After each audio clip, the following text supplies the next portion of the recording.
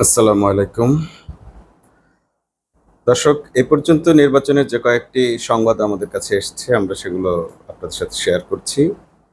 সকাল থেকে ডাকসু নির্বাচনের ভোট গ্রহণ চলছে, মোটামুটি শান্তিপূর্ণভাবেই ভোট গ্রহণ চলছে। এখনো কোনো প্রকার গ্যাঞ্জাম বা অপ্রীতিকর ঘটনার খবর পাওয়া যায়নি।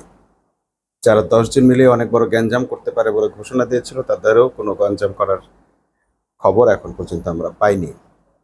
তবে কিছু অনিয়মের খবর পাওয়া গেছে। এক নাম্বার হচ্ছে ছাত্রদলের প্রার্থীরা 100 গজের ভিতরে ঢুকে তাদের লিফলেট বিতরণ করছে, প্রচারপত্র বিতরণ করছে, ছবি সহ ভোটারদের ক্যান্ডিডেটদের নাম্বার তারা দিয়ে দিচ্ছেন এবং তাদের যুক্তি হলো মনে রাখার জন্য দিচ্ছি। তো সে মনে রাখার জন্য দিলে এটা 100 গজের বাইরেও দিতে পারতো, যেটা অন্য প্রার্থীরা করেছে।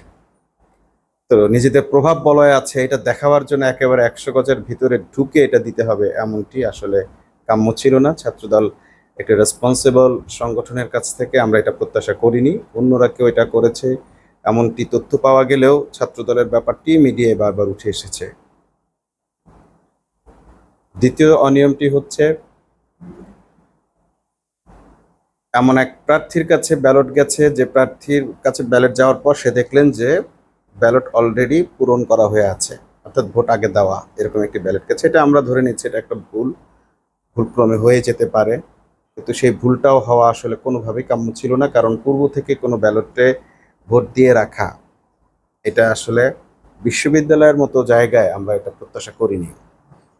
আরেকটি অভিযোগ পাওয়া গেছে, সেটি হচ্ছে একজনের কাছে 2টি ব্যালট গেছে। এটাকেও আমরা প্রথমে ভুল ধরে নিতে পারি, কিন্তু সেই ভুলটিও বিশ্ববিদ্যালয়ের মতো এরকম একটি নির্বাচন কমিশন, যারা এখানে সবাই বিশ্ববিদ্যালয়ের টিচার, তাদের কাছ থেকে এই প্রত্যাশাটা আমরা করিনি। এখানেও রাজনৈতিক কোনো প্রভাব বা কোনো ধরনের চিন্তা কাজ করতে পারে, সেটি আমরা অনুমান করছি। এছাড়া ছাত্রদলের প্রার্থী কেন্দ্রের মধ্যে ঢুকে গেছেন।